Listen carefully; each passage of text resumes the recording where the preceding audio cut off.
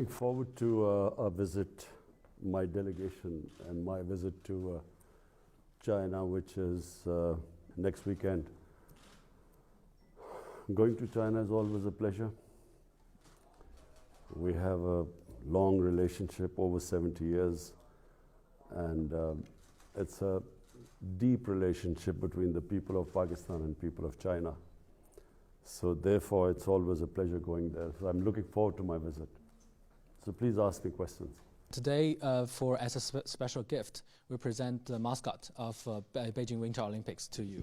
The one sit next to you These is... ones? Yes. These are the mascots? Yeah, these are the mascot. Okay. And the one next to you is a clumsy icy panda. It's called Bing Dun Dun. And the other one is for Paralympics. It's called Xue Rong Rong. It's a Chinese traditional lantern. Okay, I look forward to watching. I've never been to watch any Winter Olympics. In fact, I've never been to any Olympics, so I look forward. Oh, yes, that's great. I'm from People's Daily, China. So my questions are all about Winter Olympics. So first one is, in 2021, China and Pakistan celebrate 70th years anniversary of establishment of diplomatic ties. And for now, you are also going to attending the opening ceremony of Beijing Winter Olympics Games. So this is another major event in the development of bilateral relationships. So how do you evaluate the high-level development of Pak-China relationship? Look, the relationship between the two countries has just got stronger over a period of time. And one of the main reasons is that feeling in Pakistan is that China has always stood with us in our times of need. When Pakistan has, over the years, been in a difficult period, China has stood with us, and Pakistan has stood with China. And we are neighbors. I was in school when the Karakoram highway was being built. And that was a collaboration between the Chinese government and the Pakistan army. And it was a very difficult venture, because the road was very difficult, there were steep mountainsides. And I remember the number of Chinese who died building the Karakoram highway. So the relationship is it's a deep relationship. And so over a period of time, it has actually got even stronger. And CPEC, of course, has also linked us, the two countries. We know that sports always plays an important role in uniting people together. And for this Winter Olympics, it's also a very special time because it is the post-pandemic time. So what expectation do you have when you come to China to attending the opening ceremony of Winter Olympics? What's your expectation of it? Well, firstly, this is the first Olympics, let alone it's a winter one, but it's the first Olympics I will be ever witnessing. So I look forward to that. And of course, you know, I was a sportsman for almost 20 years of my life. I was an international sportsman. People in China don't play cricket. I'm hoping that as our relationship gets stronger, we will also teach Chinese how to play cricket so that, you know, China can also become a great cricketing team. But I look forward because, you know, it's as a sportsman, it's apart from our relationship, close relationship between the two countries. It'll be very interesting for me to see a competition. Ever since I have been in politics, I've had no chance to watch any sports. Yeah. So what do you think the Winter Olympics means to this post-pandemic era? I think it's a very, you know, pandemic has devastated, apart from anything else. It's sporting events all over the world have been affected by the pandemic. So in this context, I think it's for China to have gone through with the Winter Olympics, I think it's very admirable. Assalamu alaikum Janab Wazir-e-Azam Sahib. मैं हूँ Xinhua news agency की Urdu service की जोशु ख्वा। जैसा कि आपको इल्म है कि गिलगित बल्तिस्तान से ताल्लुक़ रखने वाले एथलीट मोहम्मद करीम वो बीजिंग 2022 सरमाई ओलंपिक्स में पाकिस्तान की नुमाइंदगी करेंगे। ہم ان مقابلوں میں پاکستانی کھلاڑی کی شرکت کا بہت خیر مقدم کرتے ہیں. آپ کا شمار دنیا کے بہترین کھلاڑیوں میں سے ایک ہے. میں پوچھنا چاہتی ہوں کہ مستقبل میں آپ کی حکومت پاکستان اور چین کے درمیان کھیلوں کے تعاون کو فروغ دینے میں کیا اقدامات کرے گی؟ دیکھیں، سب سے پہلے تو جو گلگت بلتستان کا علاقہ ہے اور کئی پختونخوا کے بھی علاقے ایسے ہیں کہ وہاں سکینگ کے لیے، اور سکینگ مین چیز ہے ونٹر اولمپکس کی، تو سکینگ کے لیے بہترین جگہ ہیں. لیکن ابھی تک پاکستان میں ہم نے کبھی صحیح معنی میں سکینگ کے اوپر توجہ نہیں دی. بڑی کم جگہوں کے اوپر سکینگ ہوتی ہے. تو ہماری کوشش یہ ہے کہ ہم یہ گلگت بلتستان میں خاص طور پہ سکینگ کو ڈیولپ کریں، اور اس کو جب ڈیولپ کریں گے تو ہماری یہ بھی کوشش ہے، کیونکہ چائنا کے اندر زیادہ آگے نکل گئے ہیں، زیادہ توجہ دی جاتی ہے ونٹر سپورٹس کی طرف، تو ہم سوچ رہے ہیں کہ ان سے پھر کولیبوریشن بھی کریں، کیونکہ دوسری طرف قجرات پاس کی دوسری طرف چائنا ہے اور یہ کنیکشن بھی ان سے ہے. تو ہم اس کے اوپر بھی اب سوچ رہے ہیں کہ پاکستان میں پہلے تو ویسے اسکیم کے اوپر ہم زیادہ توجہ دیں، اور دوسرا ادھر سے کنیکشن گلگت بلتستان اور چائنا کے اندر، ادھر بھی ہم سپورٹس کے اندر آپس میں زیادہ ملاپ کروائیں، زیادہ کوآرڈینیشن کریں. Thank you, Your Excellency. It's Brody Jiang Chao with Xinhua News Agency. So my question is that you praised China's development model on many occasions. And we know that China has developed a whole process, people's democracy, and committed to a people-centered approach. However, the United States and the Western countries try to impose their democratic model to other countries. So my question is that how do you think of China's whole process, people's democracy? Thank you. The most impressive thing about China, which is accepted by the entire world now, is that the number, almost 700 million people in China have been taken out of poverty in the last 35-40 years. It's never happened in human history before. And this is what impresses the entire world about China, whether they are in good relationship with China, they are on the other side, they sort of oppose China, but everyone has to accept that this has never happened in human history before. And so if you ask me what impresses me most about China, it is this fact. Because my main objective is somehow to raise people out of poverty in Pakistan. And so, when I went to China, I specifically wanted to know the steps taken for alleviating poverty there. And so the reason why I think that the Chinese model of development is what we want to emulate is because, it was an inclusive growth in China. When China grew, the whole population grew with China. It wasn't, unfortunately, like in a lot of the rest of the world, where the rich get richer and the poor, in fact, get poorer. The gap between the rich and poor gets wider. In fact, in pandemic, we discovered that the poor people got poorer and the super rich got even richer. And so China is a model for all those countries who want to have inclusive growth. سر، میرا تعلق FM 98 دوستی channel سے ہے. جیسے کہ ہم جانتے ہیں، آپ ہمیشہ کھیلوں اور ورزش کے ذریعے صحت مند طرز زندگی برقرار رکھتے ہیں. اس حوالے سے آپ چینی عوام کو کیا مشورہ دینا چاہیں گے؟ چائنا کے اندر یہ جو ہم نے دیکھا ہے کہ ایک تبدیلی آئی ہے چائنا میں. ایک تو لوگوں کو غربت سے نکالا انہوں نے، لیکن سپورٹس کے اندر چائنا کبھی بھی اتنا آگے نہیں تھا دنیا میں جتنا اب. پچھلی 2-3 اولمپکس میں چائنا کی پرفارمنس بہت امپریسو رہی ہے. تو اس سے واضح ہوتا ہے کہ وہاں بڑی توجہ دی جا رہی ہے اب سپورٹس کی طرف اور فٹنس کی طرف.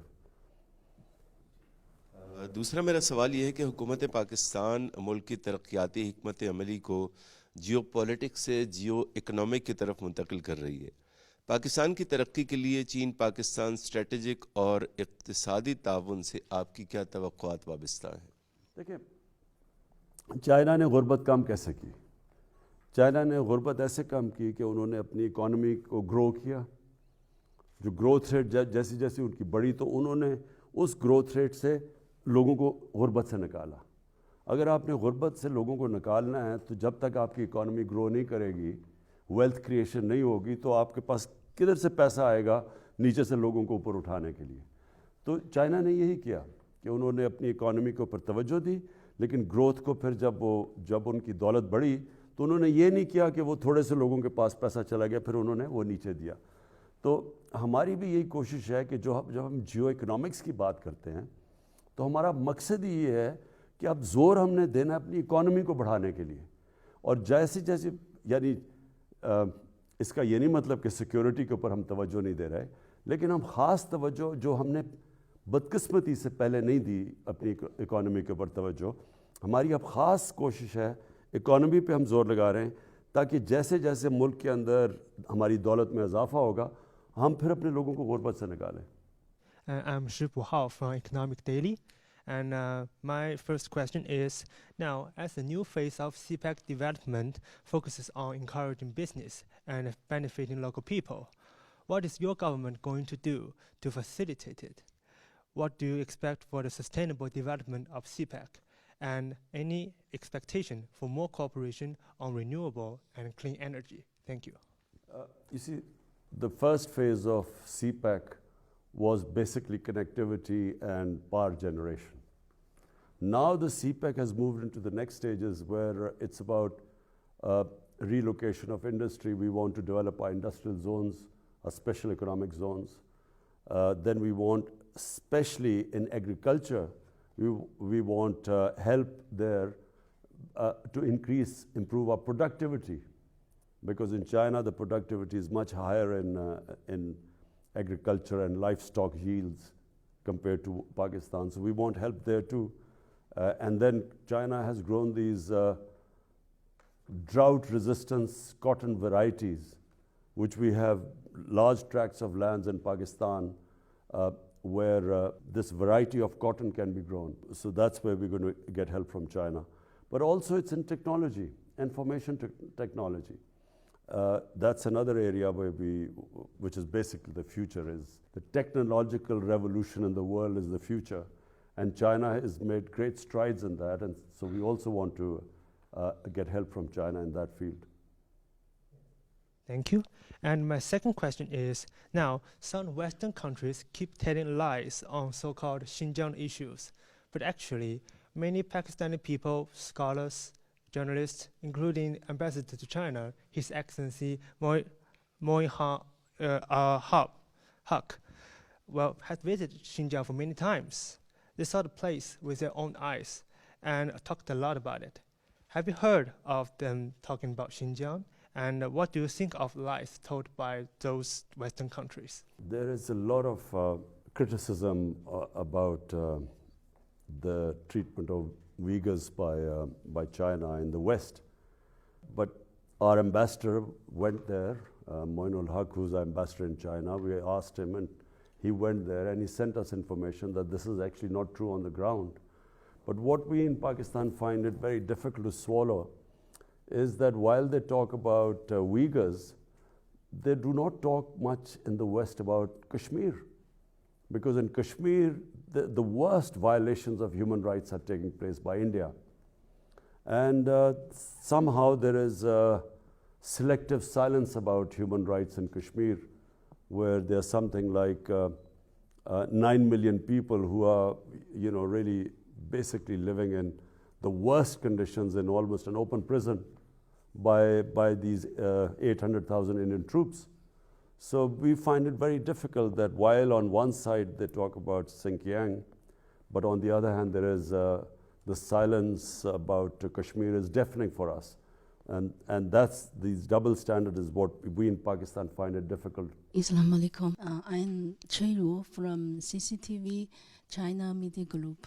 Now my question is, Afghanistan is now facing a serious humanitarian crisis. Do you think that 20 years occupation and irresponsible withdrawal of troops by the U.S. and Western countries are the main reason for the situation in Afghanistan? And how should the international community cooperate on Afghan issue? Look, Afghanistan has suffered for 40 years. And it's always because of outside countries who have made Afghanistan into a battleground. And so for 40 years, people of Afghanistan have suffered.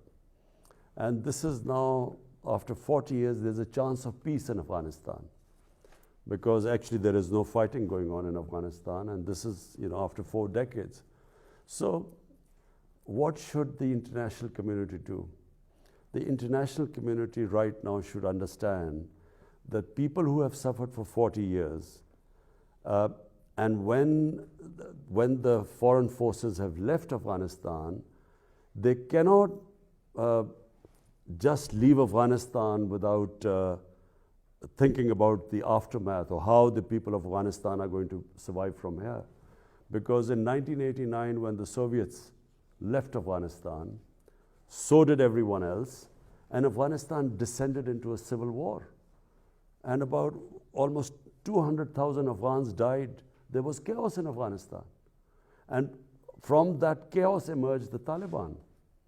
And now, after 20 years, if everyone abandons Afghanistan, the situation, number one, the people of Afghanistan, and I'm talking about almost 40 million people of Afghanistan, they are going to, you could see the worst humanitarian crisis there.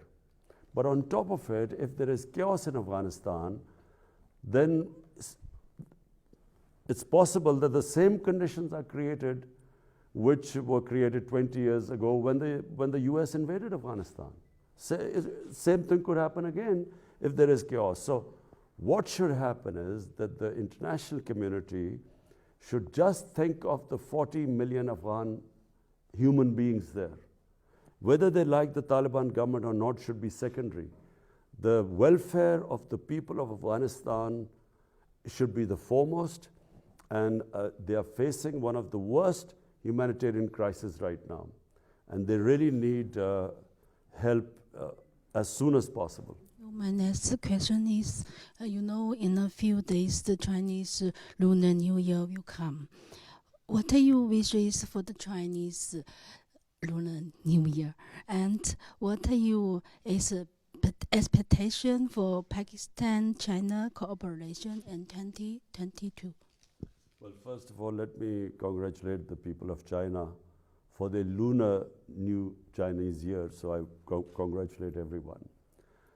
My expectations are that we have a relationship with China which is mutually beneficial for both countries, and we hope that in this relationship, because we are looking to raise Pakistan's economy and the well-being and raising people out of poverty, so we hope that we will, we are already learning from the Chinese experience.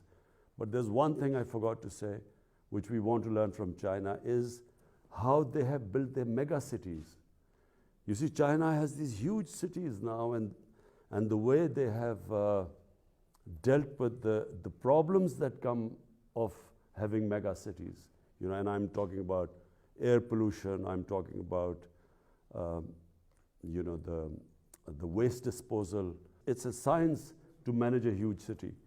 So we are, unfortunately, our cities are growing at a very fast rate. Pakistan is urbanizing at one of the fastest rates. So we also hope to learn from the Chinese experience how they have coped with their urban development. Your Excellency, Mr. Prime Minister, as Cui said, our Chinese Lunar New Year of Tiger is coming soon.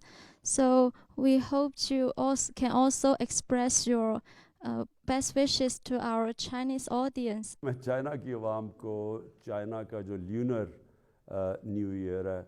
मैं सारी कौम को पाकिस्तानियों की तरफ से मुबारक देता हूँ। शुक्रिया, शुक्रिया। Okay ji, thank you.